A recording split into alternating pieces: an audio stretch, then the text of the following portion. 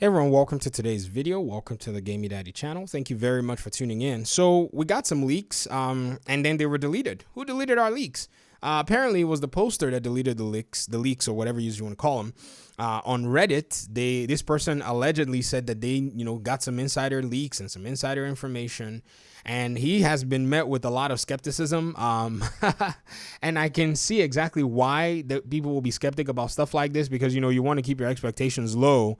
I usually go into a lot of these things without any expectations, so I'm hardly disappointed because having played some of the games that huge multi-million dollar publishers have released and been disappointed, I'm not expecting anything from anybody else so far, man. If your game is good, it's good. And we'll find out that it's good when it's actually released. That's usually the case. I don't care if you tell me that you're going to give me the whole world. I see a lot of people doing this for a lot of these new games that are coming out. And I just laugh because I'm like, yeah, like you've not been really burned in the past. As much as we may complain about The Division, at least we know the product that we're complaining about, right? Or we know the product that we're hyping or at least critiquing.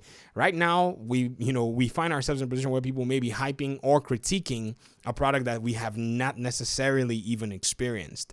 All that to say, the content that was basically in quote leaked, or the news that was leaked, is citing, basically new content for year 3 that looks exactly or similar to year 2, caveat or save the possibility of having a really nice PvP mode. If you haven't watched a detailed video, I'll recommend Epic Slayer's video. He actually got a screenshot of this entire leak and read basically all what was supposedly going to be here before it was deleted. Now, here's the thing. You got to ask yourself this one question with the Division leaks. All the other leaks that have come out and have been true, where did they come from? Question mark.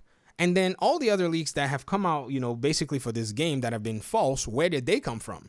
Question mark. So this is one of those that has basically a 50% chance of being true because of just, the way that a lot of these leaks have come out in the past. And in some cases, they've actually been spot on, dead on, like, Skyscraper or whatever they call it, a Summit, or maybe even Iron Horse Raid. Yes, the names were changed. They were, Iron Horse was going to be called the Foundry, but apparently, the gear set that was actually going to be kept within it was called Foundry Bulwark. So the name of the raid was changed. Yeah, big deal.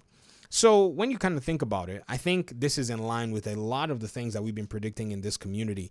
Some of us that make predictions, we kind of make our predictions more on the positive side, and sometimes it gets us in a lot of trouble. But, I really am not worried about that because I think our predictions, when we actually put them out there, they're based on a lot of patterns. They're based on what history serves us with.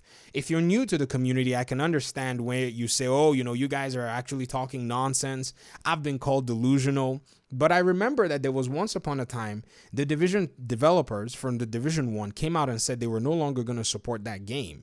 And then the community threw a fit, and then they said, oh, you know what, we're going to give you content. And they did. And then right behind that content, they went ahead and announced a Division 2 game. It seems to me that this kind of thing is somewhat repeating itself. And, for those of us who are OG agents, we must consider and remember this.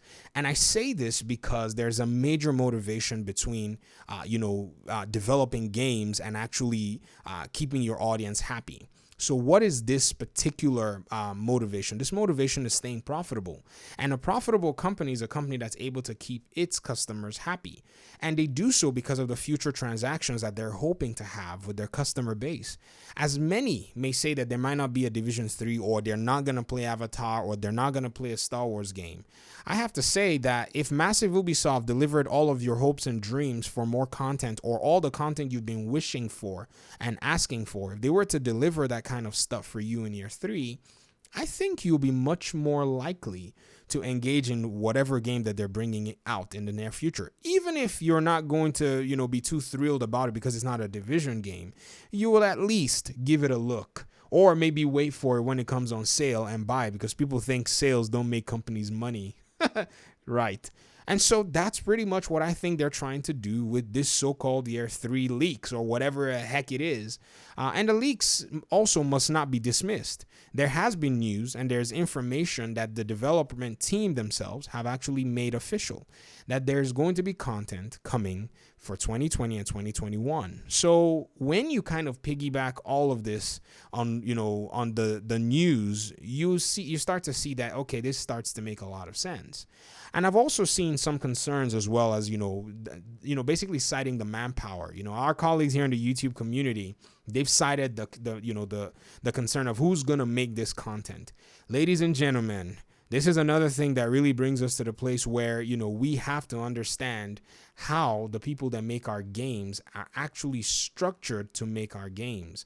Example, the development of the Pentagon missions was done by sister studios. I think specifically Ubisoft, what's their name? Reflections. And I think also specifically Ubisoft Sofia may have been in that process. I think Sofia may have been doing QA, or I think it was Reflections that did that one.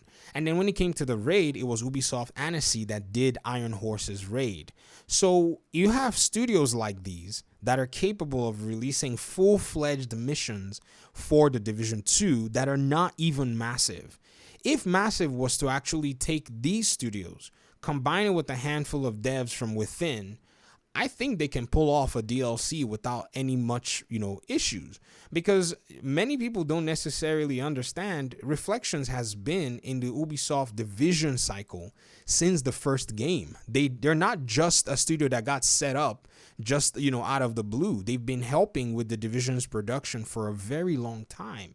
And a lot of these sister studios are also able to help with other games as well, like Assassin's Creed. If you kind of think about it, Assassin's Creed is one of those games that, Ubisoft is able to basically shell out huge, ginormous maps, ginormous amounts of content in one game every so many years. How are they able to do it? And then even with all of that, they still drop DLC. If you were to ask me, I'd say they have a production process that is, in my opinion, not comparable to any in the industry. I think they may have honed down something that many continue to underestimate and continue to be surprised and shocked by. And if you think about all of the monetary aspects of it, that's basically what businesses are there for. I know people will argue and say, well, that shouldn't be only the case. Well, this ain't a charity. This ain't a little playground kumbaya holding hands type of deal. This is people's lives on the line. Example, your developers. Your developers, they get a paycheck. They take care of their family and their lives and their children with the earnings that they make. And these companies have got to be able to inspire confidence, from them, that they're able to basically get them taken care of. And to get them taken care of means that they have to actually release games. That's what they're there for. So you pair up all these things together. There's nothing in my mind that says that I have to be hyper skeptic towards these leaks. If anything, I would say the leaks may be a little outlandish, and it's probably trying to overhype what is, what's going to be released. But to be very honest, I think the leaks are probably even underhyping whatever it is that's going to be released, to be very fair. If the leaks are actually credible, or if they have any, credibility to them, I think they're probably underhyping what's going on, because I'm telling you, when they did the Resistance DLC with the Division 1, all of that was free, literally free. The leak said that we're going to pay for that content. I will not be surprised if Ubisoft went out and said this new content was free. Do you know how many people will lose their minds to that? And it's just investment. That's all it is. Because if they put it out for free, you're going to be happy. We're all going to be happy, and we're going to be buying. That's the way this whole thing works. And many of these businesses, they understand exactly how to do that. Now, I'm not saying it's going to be free. It may come at a cost, because, again, it may be something that's taken a lot of time, taking a lot of effort, manpower, a lot of scaling through obstacles, because a lot of the COVID restrictions have been very different in the way that it's affected a lot of these development studios. I can understand that a lot of our audience here in North America, especially the US, we've basically experienced this thing differently from other places in the world. If you think about it, because of the way states are and the way the governances are, we've had to deal with the whole lockdown restrictions very differently, because the lockdown restrictions, sure, they may have had a national impact, but at the end of the day, your local and and state governments basically handled it the way that they saw fit based on their populations or based on their policies.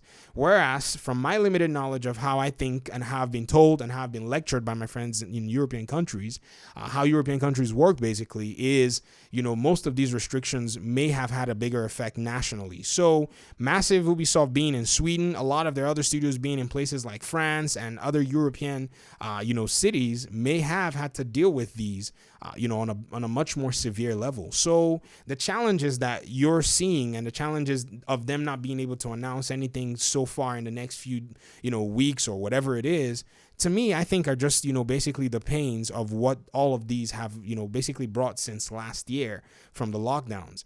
And right now, things are starting to get back, to a place where people can open up. People can go into their offices. Teams can work together and be able to sort out issues. Bugs can be, in my opinion, more than likely fixed if you have more developers actually in closer, working, I would say situations. They can work to debug, issues or whatever very quickly.